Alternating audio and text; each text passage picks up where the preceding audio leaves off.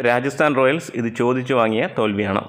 Bowlers SRHനെതിരെ തങ്ങളുടെ role കൃത്യമായി നിർവഹിച്ചു എന്ന് വേണമെങ്കിൽ പറയാം. കാരണം അവരുടെ ബാറ്റിംഗ് നിരക്ക് 200-ന് മുകളിൽ ഇന്നലെ സ്കോർ ചെയ്യാൻ കഴിയാതിരുന്നത് രാജസ്ഥാൻ ബോളിങ്ങിൻ്റെ കഴിവ് തന്നെയാണ്. SRHന് ജയിക്കാൻ 180-ന് മുകളിൽ ഈ പിച്ചിൽ വേണമെന്ന് വിദഗ്ധർ വരെ അഭിപ്രായപ്പെട്ട സമയത്താണ് 172-ൽ അവരെ ഒതുക്കിയത്. ഇതുവരെ കാര്യങ്ങൾ ശുഭമായിരുന്നു. എന്നാൽ ചേസിങ്ങിനിറങ്ങിയ രാജസ്ഥാൻ ജയിക്കാൻ വേണ്ടിയാണോ ഇറങ്ങിയതെന്ന് സംശയമാണ്.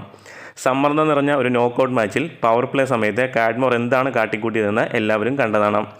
ജയ്സ്വാൾ മറുവശത്ത് നല്ല ടച്ച് നിൽക്കുമ്പോൾ ഒരു സിംഗിൾ പോലും എടുത്തു നൽകാനാകാതെ 10 ഡോട്ട് ബോൾ കളിച്ച് ഒടുവിൽ പുറത്താകുന്നു. താരത്തിനെ ഉൾപ്പെടുത്തിയത് തന്നെ ഒരു മണ്ടൻ തീരുമാനമായിരുന്നു. എത്രയോ സീനിയർ വിദേശ താരങ്ങൾ അൺസോൾഡായി പോയിരുന്നു. പരിചയസമ്പത്തുള്ള ഒരു താരം കാഡ്മോറിനും ഫെറിയയ്ക്കും പകരം ഉണ്ടായിരുന്നെങ്കിൽ കളി മാറിയേനെ. അവിടെയാണ് കൊൽക്കത്തയും SRHും 20 കോടിക്ക് മുകളിൽ നൽകി പരിചയസമ്പന്നരെ എന്തിന് ടീമിലെടുത്തു എന്ന ചോദ്യത്തിന് ഉത്തരം.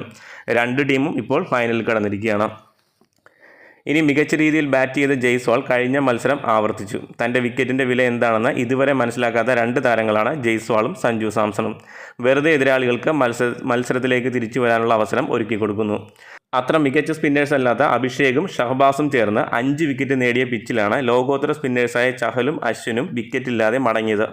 ആരെയാണ് രാജസ്ഥാൻ ചേസിങ്ങിനിറങ്ങിയപ്പോൾ ആങ്കറിംഗ് റോൾ ഏൽപ്പിച്ചതെന്ന് വ്യക്തമല്ല. സാക്ഷാൽ ഹെഡ് പോലും സെൻസിബിൾ ഇന്നിങ്സാണ് കളിച്ചത്. സ്കോറിംഗ് അത്ര എളുപ്പമല്ല എന്ന് മനസ്സിലാക്കിയിട്ടും അനാവശ്യ ഷോട്ട് കളിച്ച് വിക്കറ്റ് കളഞ്ഞതാണ് രാജസ്ഥാന് പറ്റിയ അബദ്ധം. ഇനി പറഞ്ഞിട്ട് കാര്യമില്ല. ഹെഡും കമ്മിൻസും ചേർന്ന ടീം ഫൈനലിൽ എത്തിയപ്പോഴെല്ലാം കപ്പെടുത്ത ചരിത്രം മാത്രമേ ഉണ്ടായിട്ടുള്ളൂ. അടുത്ത സീസണിലെങ്കിലും രാജസ്ഥാൻ സഞ്ജു നന്നാകുമോ?